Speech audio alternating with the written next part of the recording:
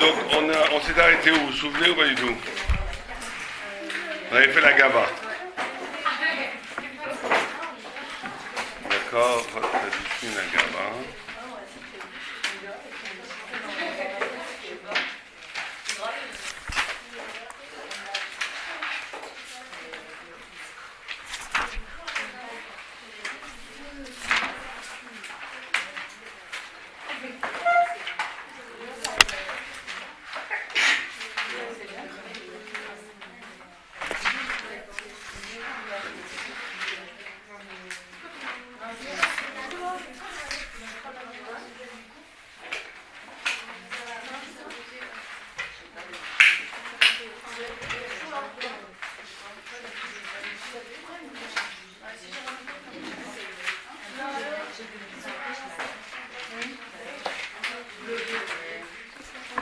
Bien, ceux qui ont le livre, prenez la page 21, mais je ne sais pas si vous avez le même livre. Donc, on avait vu que la Gava, on va passer à la Nava après, que le problème de la Gava, c'était, on avait vu qu'il y avait 3 problèmes dans la Gava, si je sais si vous vous souvenez. Un, que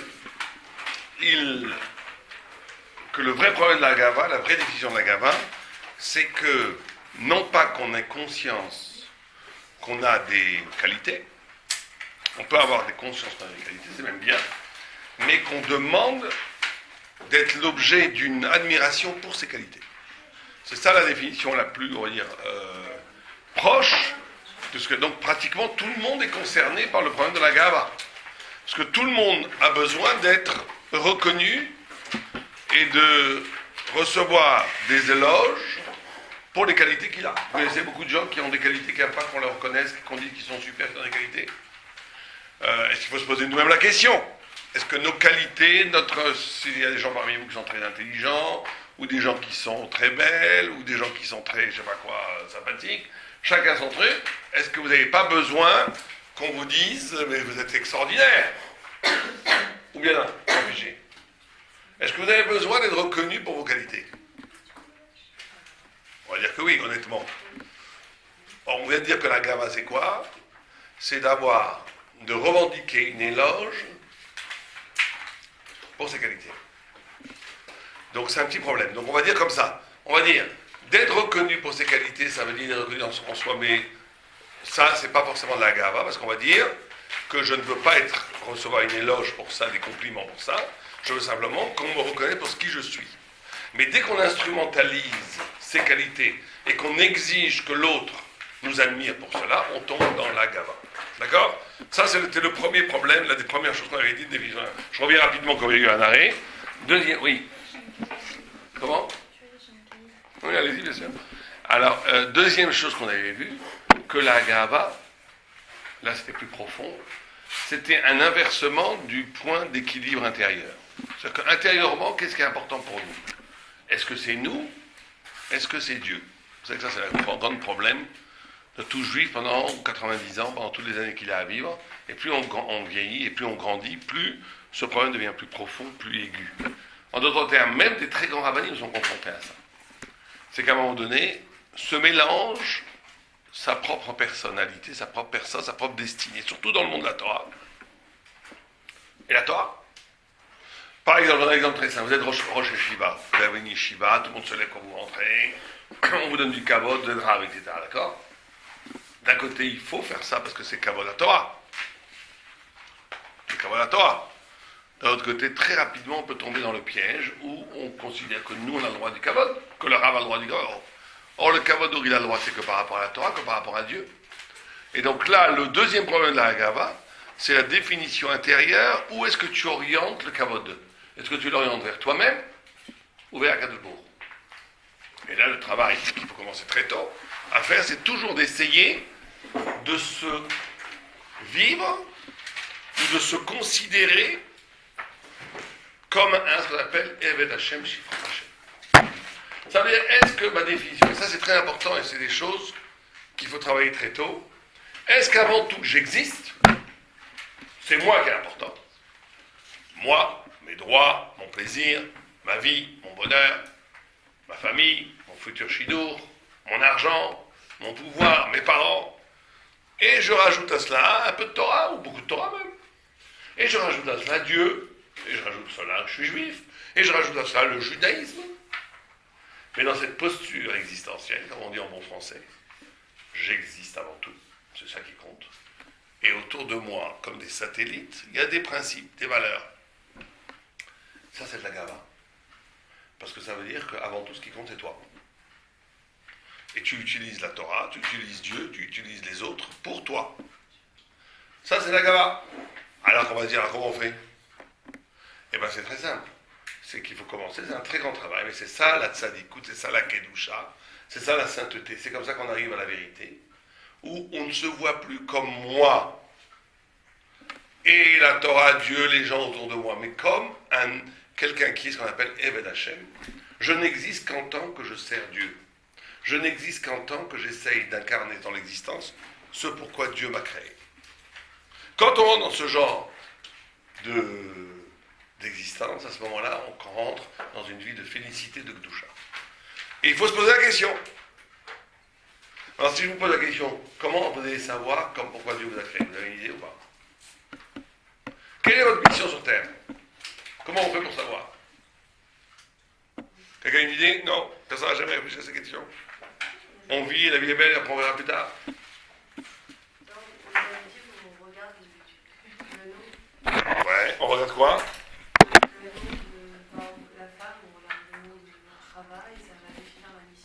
Ah, le nom. Donc si vous avez 36 Rachel, elles ont tous la même mission. Vous avez des milliers de Rachel en Israël, elles ont toutes la même mission. C'est vrai que le nom a une influence, c'est vrai. Mais ça ne suffit pas. Quelqu'un a une idée ou pas? Ça c'est général aussi, ça c'est pour tous les juifs. Mais vous, pourquoi il vous a créé vous? Pourquoi il a créé des milliers de juifs pour qu'il y ait plus de monde? Chacun qui est créé, il a une mission. On n'est pas créé stam. Donc c'est quoi notre mission? Réparer une faute. Et quand on n'a pas de faute. Ah, vous voulez dire des gligoulim? De réincarnation peut-être. Oui, sûrement aussi, mais alors justement, alors comment on voit ça? Qu'est-ce que... Vous avez plus de mal à faire, c'est ça qu'on doit faire. Ouais. Alors comment je fais pour réparer? Comment je fais pour repérer mon problème? Le plus gros défaut. Alors c'est très simple. Dit le Gaon de Vilna. Vous prenez, il faut avoir de l'honnêteté intellectuelle et spirituelle, votre plus grand défaut. Vous prenez la liste des défauts. Orgueilleux, coléreux, jaloux, jovial, aimant la chair. Chacun prend son problème. Il y en a qui ont tous les problèmes. Il y en a, il m'a dit, moi, ils sont tous au numéro 1. Je dis, bon, c'est pas possible de ne pas être arraché à ce point-là. Si. J'ai tous les etc. Bon. Mais en tous les cas, vous prenez le plus grand. D'accord? Et donc, votre but, c'est de le combattre jusqu'au bout pour le rédimer complètement. Et vous prenez votre plus grande qualité. Vous dites, qu'est-ce que votre plus grande qualité, c'est quoi? Vous demandez même à vos amis. Il y en a qui ça va être généreux, l'autre ça va être intelligent, l'autre ça va être, je ne sais pas. Vous demandez autour de vous à votre famille, quelle est la plus belle qualité, d'après toi? Et ça veut dire que cette qualité, il faut la développer à fond, en faire champion du monde. C'est-à-dire que si quelqu'un est généreux, il doit se consacrer sa vie. Il a été créé pour faire des bosses dots, d'aider les pauvres, d'aider les enfants, d'aider les grands-mères, je ne sais pas. Il faut qu'il trouve quelque chose pour aider les gens. Si quelqu'un est très intelligent, il a été créé pour écrire des livres de Torah. Alors tout le monde a été créé pour tout, encore une fois. Et on doit combattre tous les hommes. Mais il y a une chose, après tout, va derrière ça. Mais c'est très important de prendre une qualité et de la traiter professionnellement. Ça veut dire jusqu'au bout. Pas de façon... La plupart des gens, leur grande rame dans l'existence, c'est qu'ils ne sont pas professionnels. C'est-à-dire quoi? C'est-à-dire qu'ils vivent une vie, ils se laissent aller. La vie, un jour c'est comme ça, un jour c'est comme ça. C'est comme des balles de tennis, comme des balles de billard. Ils rencontrent quelqu'un comme ça, ils sont comme ça. Ils rencontrent quelqu'un d'autre, ils sont autrement. Ils n'ont pas d'existence. Alors vous savez comment on dit petit en hébreu?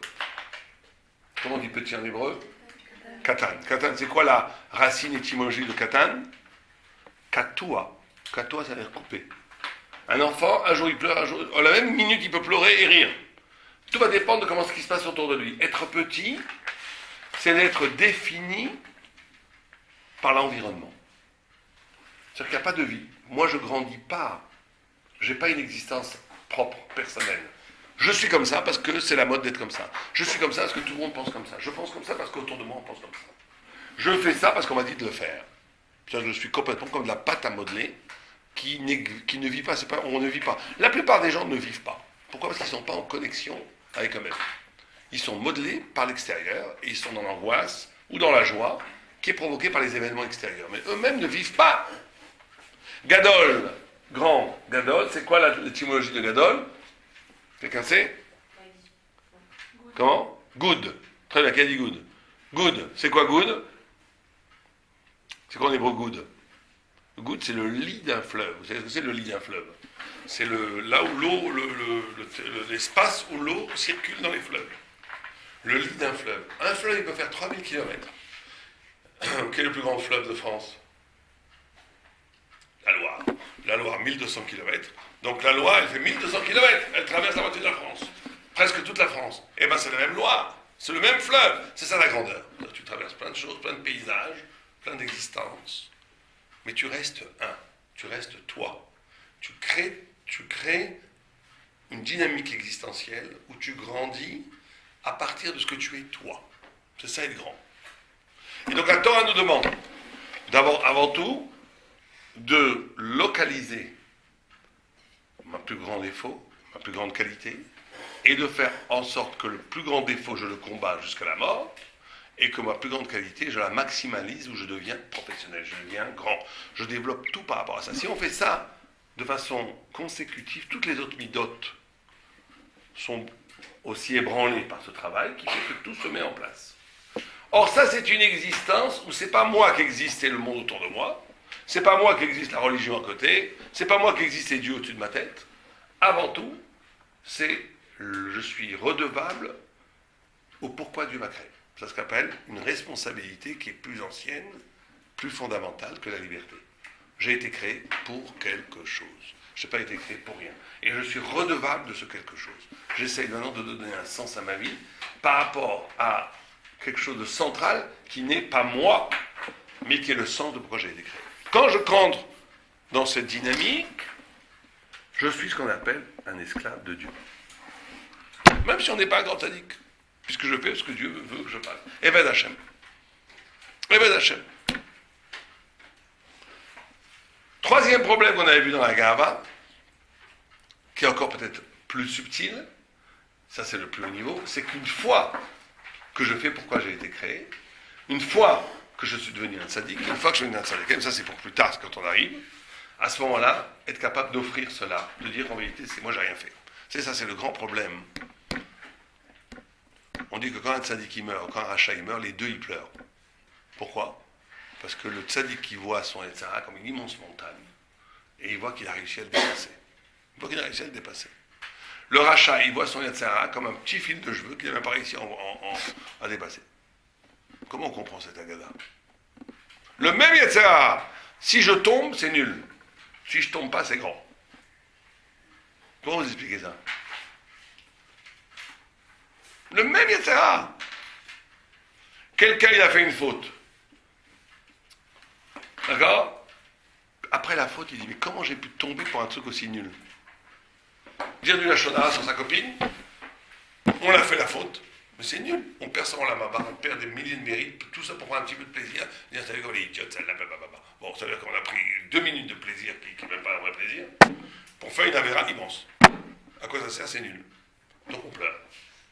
Le tzaddik, quand il ne fait pas cette avéra, il voit que c'était énorme de ne pas la faire. Alors comment on explique cette contradiction? C'est très simple. C'est que la avéra, c'est du vent. La avéra, le mal, il n'existe pas en soi. Au point que quand Yaakov demande à l'ange de Essa, quel est ton nom? Il ne veut pas lui dire son nom, parce qu'il n'existe pas. Il n'existe pas en soi. C'est qu'une illusion. Donc quand on a consommé l'illusion, c'est nul. Très souvent, ça vous arrive pas, vous avez très faim, vous en mourrez de faim, vous faites un super plaisir, vous allez manger une grosse glace et tout.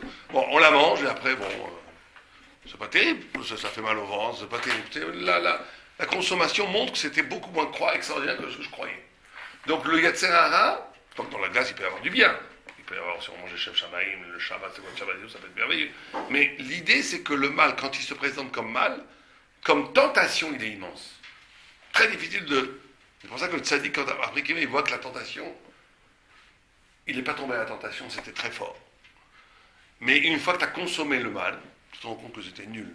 Quoi, j'ai raté mon olam haba, j'ai raté des milliards d'années de bonheur et de félicité après la mort, tout ça pour manger un petit truc nul, une crevette aux épinards, c'est dingue. Quand on réfléchit que c'est vraiment une bêtise d'un camo, et pour ça que les deux pleurent. Et donc là, on arrive au troisième niveau de l'orgueil, où même le fait d'avoir résisté, même le fait d'avoir été un grand, même le fait d'être devenu un sadique, quelque part, on doit se dire, mais si je ne l'avais pas fait, c'était nul. Donc de toute façon, c'est normal, j'ai été créé pour ça, et donc je rends mes réussites à Dieu. Être capable de dire, même mes réussites spirituelles, je les rends à Dieu. Ça, c'est le dernier niveau de Anava. Donc on a vu ça, on avait vu plus ou moins la dernière fois. Maintenant, alors maintenant, comment concrètement on combat le Yetzirah du Agava? Alors il dit ici, Be'et sheroe Adam, shemidat Agava mitgaberet alav. Au moment où l'homme voit que la mida de... Vous l'avez, c'est à la... Ici, chez moi, c'est à la page 21. Je ne sais pas si vous êtes le même. C'est juste avant Sharanava. Be'et sheroe Adam, shemidat Agava mitgaberet alav. Au moment où l'homme voit que la mida d'orgueil commence à enfler en lui, ça veut dire l'archov dvarim mavidim et libo.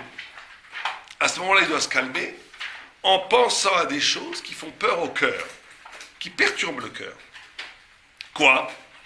Sheba mitipas rocha. Qu'en réalité, il doit réfléchir que son origine, c'était rien, il venait d'une goutte dégoûtante. Ve'yashuv le'afar ve'rima. Et qu'un jour, il retournera dans la terre, il sera dévoré par les vers. Et qu'il devra rendre de ses comptes, il devra rendre compte de ses faits devant le Saint béni soit-il Dieu. Il pensera combien d'orgueilleux qui se croyaient les rois du monde comme Napoléon, ils sont déjà maintenant de la poussière et rien du tout. Et il y en a d'autres qui n'étaient même pas comme Napoléon, qui ont été oubliés du monde et qui sont comme ils ne sont plus. Qu'est-ce qu'elle les a aidés à leur gava? Alors là, après, on s'arrête 2 minutes. Donc nous dit le Chotzadikim que la façon de combattre l'orgueil, c'est de penser à des choses horribles en disant je viens d'une goutte tout grande, je vais être enterré dans quelques années dans la terre et mangé par les vers, et je vais être jugé par Dieu. C'est pas très, très réjouissant tout ça. Ça veut dire qu'on va tuer. Est-ce que c'est pas un peu. Ça vous fait pas penser un petit peu à quelque chose de lugubre? Je veux dire, est-ce que c'est vraiment.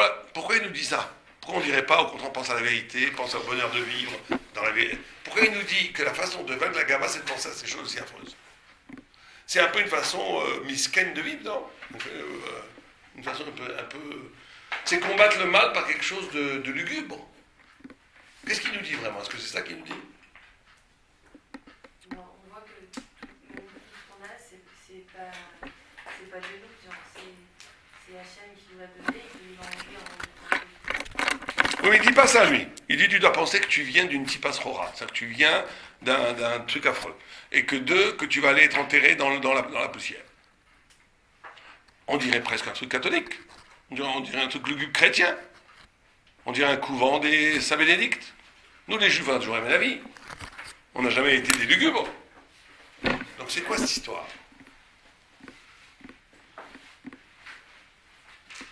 Pourquoi il nous dit ça? Quelqu'un a une idée?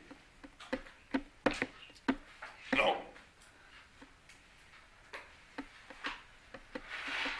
En vérité, c'est comme ça. C'est que, et ça c'est très très très fort ce qu'il dit, c'est que la force du Yetzirah, il faut bien comprendre ça, la force du Yetzirah, c'est qu'il paye comptant. Il paye maintenant. La faiblesse de la vérité et de la grandeur spirituelle, c'est que dans l'instant, c'est pas sûr qu'on est payé. On voit pas, des fois on voit pas. Des fois on voit des gens quand non, la grandeur du Yetzirah, c'est qu'il vous paye maintenant. Il paye comptant. Vous faites une avéra, vous avez la jouissance tout de suite. Tout de suite. Pire que ça, on voit dans la vie des gens qui étudient la Torah, qui sont magnifiques. Mais c'est très dur pour eux. C'est la faiblesse de quoi? La faiblesse du Yetzer Tov, c'est que des fois, on ne voit pas du tout le bonheur de ça. Vous savez qu'on dit que Dieu, on l'a fait dans la paracha il n'y a pas longtemps, Dieu, il a dit de faire esprit. Esprit, c'est quoi esprit? De faire des arbres qui avaient le goût des fruits. La terre, elle a désobéi à Dieu. Elle a dit on va faire esprit, on va faire etz aussi. Parce que si on fait esprit, ça veut dire que ils vont tous nous dévorer les troncs. Et il n'y aura plus d'arbres. Vous connaissez ce midrash? Vous l'avez fait? Vous connaissez ce midrash? Dieu a dit à la terre de faire une terre avec des arbres qui soient délicieux eux-mêmes. Pas les fruits, tout l'arbre. Un immense chêne, ça avait un goût de marron glacé. La terre, elle a dit, si on va en faire des chênes au marron glacé, on va être dévoré en 5 minutes, il n'y aura plus de terre, tout le monde va être détruit. Donc elle a fait un tronc dur comme du bois, elle a créé des marrons qu'il faut cuire pour faire des marrons glacés. D'abord, est-ce que la terre, elle a une liberté? C'est quoi ce midrash? Qu'est-ce qu'il nous enseigne, ce midrash? Ce midrash nous enseigne une chose extraordinaire. Il nous dit d'abord que c'est ça la liberté. Que l'arbre et les fruits, l'arbre c'est comme l'action que je fais. Les fruits c'est la récompense. Si dans l'action que je fais j'avais déjà la récompense, il n'y aurait pas de liberté. Par exemple, si vous goûtiez une seconde, la jouissance, le bonheur, la félicité qui est promise à ceux qui donnent la tzedaka, les gens sauraient qu'il n'y aurait plus de pauvres. Il n'y aurait plus de pauvres, parce que tout le monde courait dans la rue des fois donner de l'argent pour les pauvres. Donc, tout le public serait cassé. Il n'y aurait plus de liberté, puisque tout le monde, ça serait... si en donnant la tzedaka, on avait tout de suite le bonheur de qu'est-ce que c'est la tzedaka, mais on serait comme des fous à donner la tzedaka. Donc, il n'y aurait plus de pauvres. Donc, ça ne marcherait plus. Donc, il faut que quand je donne la tzedaka, que ça soit un gros chassid, vilain, qui me fait la tête, qui prend l'argent sans me dire merci, et quand ça me dit, oh, j'ai pas envie de donner l'argent à celui-là, et je lui donne quand même. Sur le moment où je donne, l'action, c'est sec comme du bois. Des gens qui mettent les tefilines, vous avez des gens qui mettent les tefilines, qui vous disent, oh, je plane, je commence à mettre dans le ciel tellement que c'est beau. C'est des baratineurs. Quand on met les tefilines, on ne sent rien. On ne sent rien. On va sentir le bonheur des tefilines après la mort, pas maintenant. Et ça doit être comme ça. Parce que sinon, il n'y a pas de liberté. S'il n'y a pas de liberté, il n'y a pas de mérite. Et s'il n'y a pas de mérite, la création n'a pas de sens, puisque Dieu a créé le monde pour donner du mérite à l'homme. Donc il faut que l'action soit sec comme du bois pour qu'on ait plus tard les fruits. Mais Dieu a le sens de ce midrash, c'est que Dieu au début voulait tout donner d'un seul bloc et qu'il a voulu que la terre elle-même prenne la liberté d'elle-même, parce qu'une liberté qui est donnée, c'est pas une liberté. Pour qu'une liberté soit une liberté, il faut qu'elle soit prise par elle-même. Donc la terre a pris sa liberté. Ce qui veut dire qu'elle a pris cette notion où au moment où je fais les choses, je ne suis pas payé content. Je vois rien. Et c'est ça la grandeur d'un homme, c'est d'être fidèle à une idée, même si cette idée aujourd'hui est inadéquate. C'est comme ça que vous voyez quelqu'un de grand. Il y a des gens, quand tout le monde est d'accord, tout d'un coup ça ne devient plus du tout à la mode. Alors tout le monde retourne sa veste. Si quelqu'un il reste droit, il dit moi je garde l'idée, je pense que c'est la vérité. Même si c'est complètement ridicule au moment où il le fait. Mais il le fait parce qu'il pense que c'est la vérité, c'est quelqu'un de grand. Si quelqu'un tourne sa veste, parce que c'est pas, je vois que maintenant il vaut mieux tourner sa veste, parce que sinon ça va, c'est très mauvais pour moi, c'est quelqu'un de petit. Donc la notion de grandeur, la notion de mérite, c'est comment je suis capable justement d'investir dans quelque chose qui n'a pas de goût en anticipant la notion du goût. Donc en vérité, on a ce problème. C'est que quand je fais le mal, il y a l'excitation du mal. La plupart des gens, vous savez, font des avérotes. La plupart font des avérotes. Quand on s'occupe de jeunes hommes qui vont à la dérive, même dans les milieux religieux, pas du tout pas tellement pour le goût de la verre. Pas tellement, un petit peu, pas tellement. Vous savez pourquoi ils font ça? Alors les filles qui sont pas de Sanois, vous avez des filles de familles très religieuses qui ne sont pas de Sanois. 99% du temps, elles ne font pas ça parce qu'elles veulent faire des avérotes. Pourquoi? Elles ont envie d'exister. Et quand elles sont de Sanois, les parents ne la voient pas, les voisins ne la voient pas, personne ne la voit, elles n'existent pas. Donc elles se mettent à s'habiller n'importe comment, tout d'un coup tout le monde les regarde. Elles sont contentes, elles existent. Donc la Vera, elle te donne l'illusion d'exister. C'est pareil dans les passions, tous des bêtises, des histoires. 98%, je ne vais pas rentrer dans les détails, mais des histoires avec des jeunes filles ou des jeunes garçons et tout ça, toutes ces histoires-là, c'est pas tellement parce qu'ils ont besoin d'un verre, ils ne se connaissent même pas. C'est même pas une question d'amour, je suis amoureux, c'est des bêtises. On a envie de vivre quelque chose qui me donne le sentiment d'exister. Donc on s'invente des histoires. L'homme a envie d'exister, c'est normal. Il a envie d'exister. Et le mal te fournit les Yetzara, les avérotes, elles te fournissent à bon compte le sentiment que tu existes. Donc, la réponse à ça, c'est quoi? Quelle va être la réponse à cette façon dont le Yetzara procède? D'après vous? Quoi?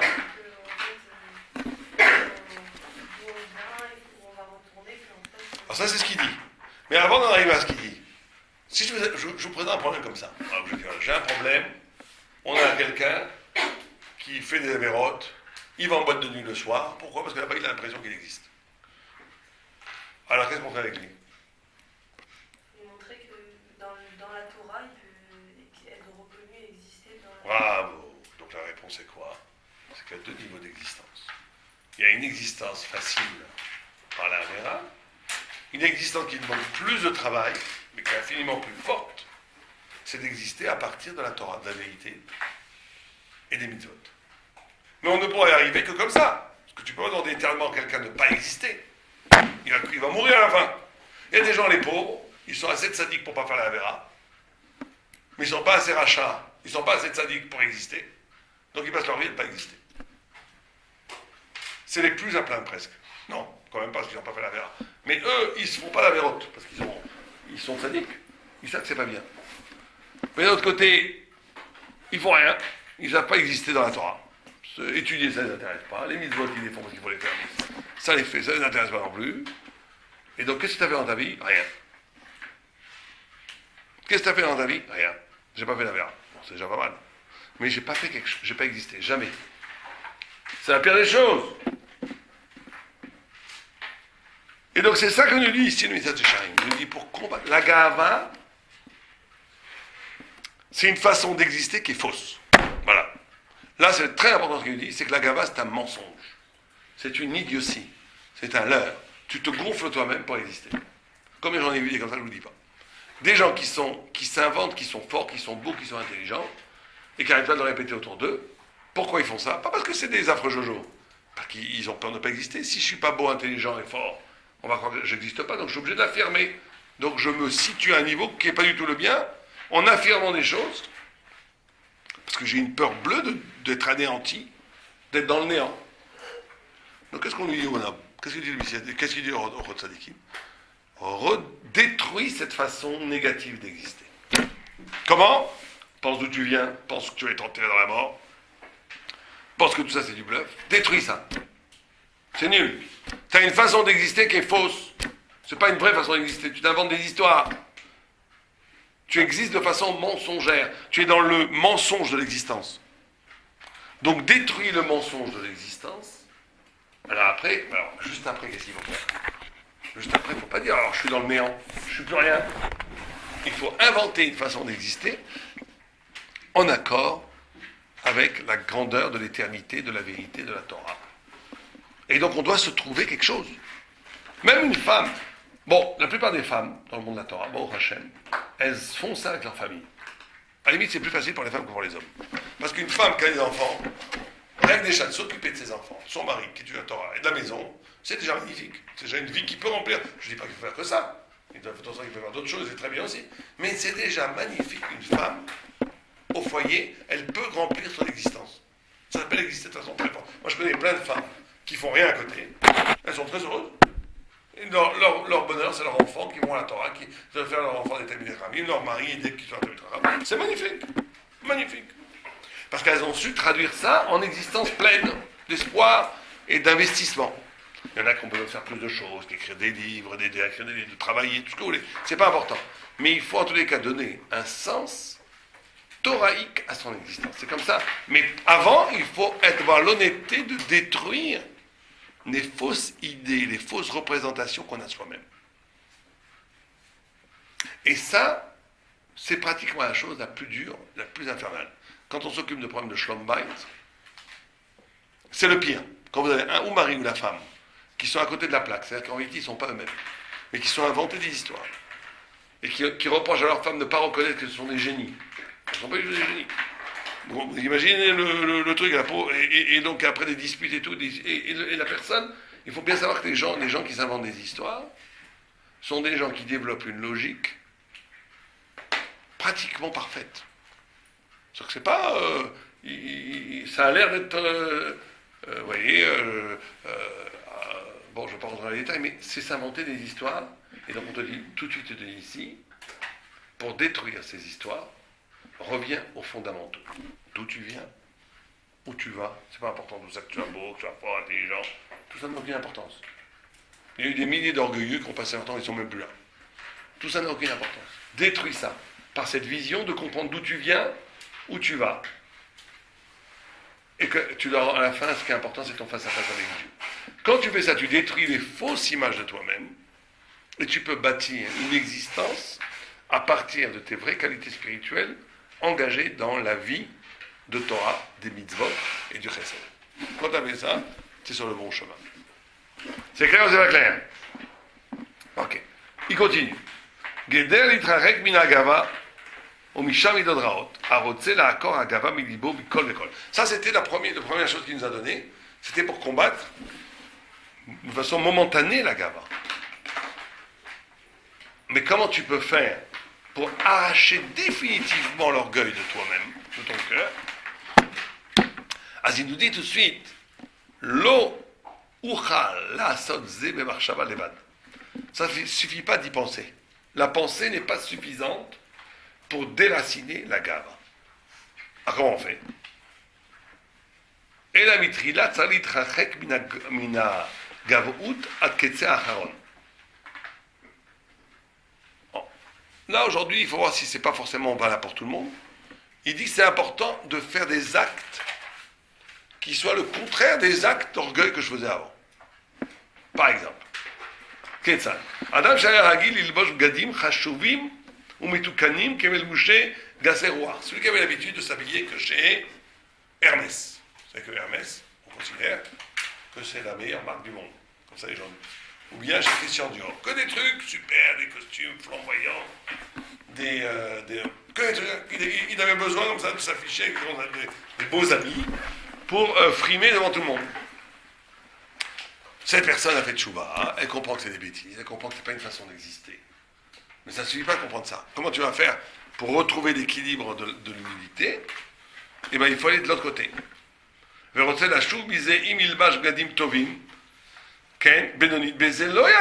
S'il remet un costume normal, ça ne suffira pas.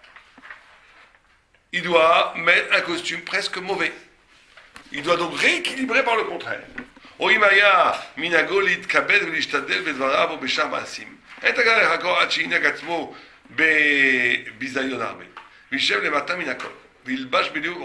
c'est très difficile de faire ça. Je ne sais pas si on peut nous demander de faire ça. C'est que pour les très gros orgueils. En d'autres termes, ce que demande ici, c'est la source du Orchot Tzaddik, c'est le Rambam, que l'orgueil, pour la réparer, on est obligé. Ça ne suffit pas de revenir à c'est comme presque la physique. Quand vous avez été trop à droite, pour revenir à gauche, il faut refaire.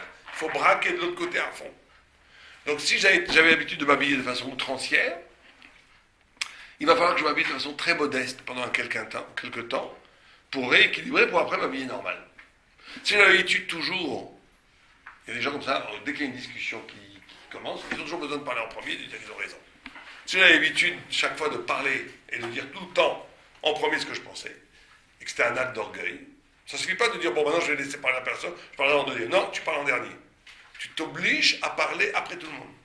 Tu t'obliges à faire exactement le contraire de ce que l'orgueil t'a obligé, t'habitué à faire, pour après espérer arriver à quelque chose de bénoni. Et c'est pareil pour toutes les avérotes d'ailleurs, pas que pour l'orgueil.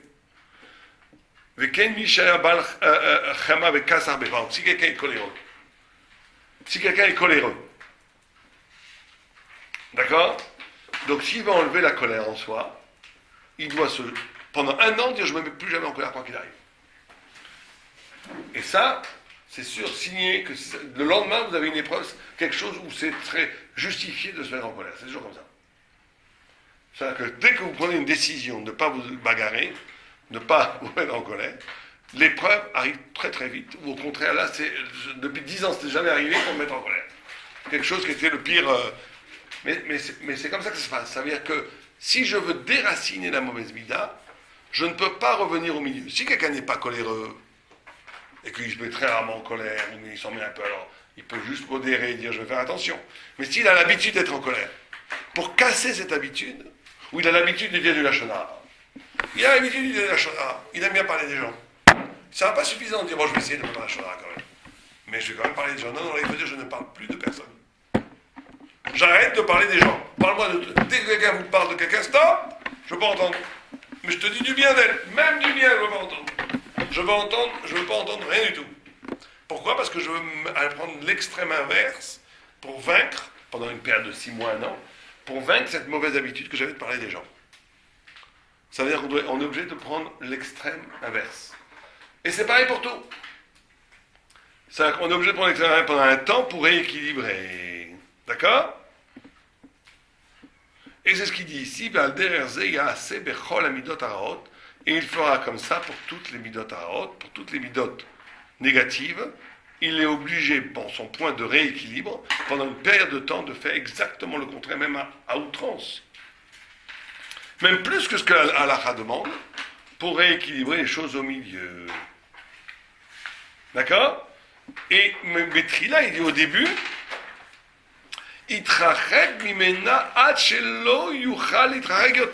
incroyable. Il dit, au début, quand il doit faire la réparation de cette mauvaise mida, il doit faire le contraire de cette mauvaise mida à un point où il ne peut pas aller encore plus loin. Il ne peut pas plus loin que ça. Et là, il va rééquilibrer. Et Inag Bezezman, il fera ça pendant un certain temps. Et à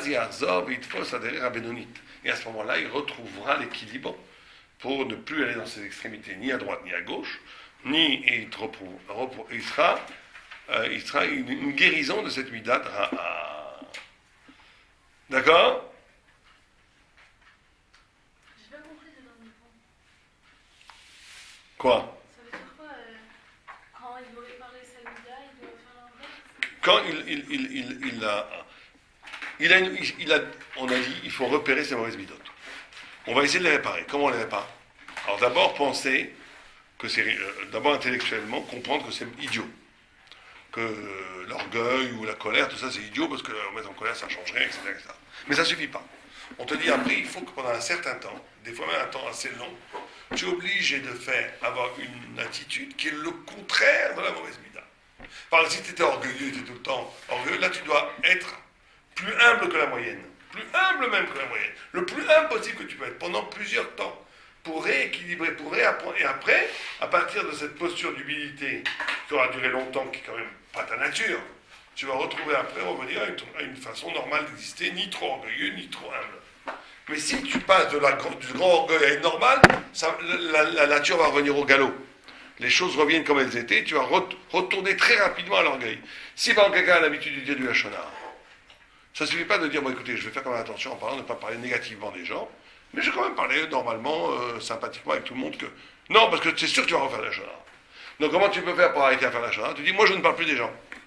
Tu vas à l'extrême. Pendant 1 mois, 2 mois, 3 mois, 4 mois, 5 mois, 6 mois, tu t'interdis de parler de qui que ce soit.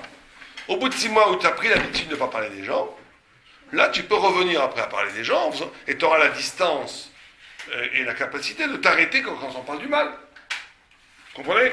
Mais c'est comme ça la technique. La technique, c'est qu'au début, on est obligé d'aller à l'extrême inverse de la mauvaise mida, même si c'est exagéré, pour qu'on puisse après revenir à l'équilibre. Même quand c'est évidemment dans la pensée, quand on fait les Kabzerfou, alors qu'on va penser tout le temps du bien sur genre si quelqu'un on ne juge pas les Kabzerfou. Ah bah oui. Il faut, c'est vrai. Si on a une façon de juger les gens, les katrova, tout le temps. On est tout le temps soupçonneux, on est toujours en train de croire qu'on veut nous rouler, tout. Il y a des gens comme ça. Eh bien, il faut apprendre à faire confiance un maximum. Même si on se fait un peu rouler en 30 ans, c'est pas grave. Et après, on reviendra au milieu par un jugement équilibré. On est obligé d'aller au contraire de la mida pour retrouver l'équilibre. Sinon, on n'y arrive pas. D'accord? Voilà, donc on fera la semaine prochaine, si Dieu veut, le chat à Chéni, c'est chat à Anava. C'est on rentrera après. Là, on a étudié l'orgueil. On fera, si Dieu veut, la mida de Anava. Est-ce qu'il y a des questions sur ce qu'on a dit? C'est clair? C'est clair? Très bien. Essayez aussi, pendant la semaine où on travaille sur quelque chose, c'est très important dans les livres de Moussa, d'essayer de traduire ça par des actions. C'est ce qu'on a étudié, de prendre 5 minutes de réflexion, de dire comment est-ce qu'on peut traduire ça, ce qu'on a étudié aujourd'hui, en action. Pas simplement en idée, en concept, mais comment on peut les traduire aussi en façon d'agir dans la semaine pour améliorer son Hachem.